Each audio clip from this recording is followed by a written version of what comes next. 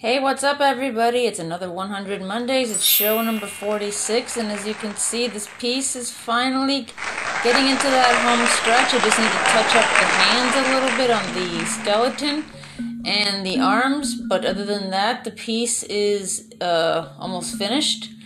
And then I gotta add the glaze to it as well. As you can see, the death figure, I added a little bit more Payne's gray to make him a little more serious, not so much blue, but more gray. Nothing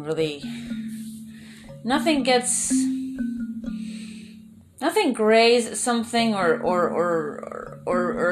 makes a life lose its color like death. So I basically used a little more gray in that one. And so basically we'll be seeing this again at Ginger's when it's finally hanging up for everybody to see. You have a good night, everybody.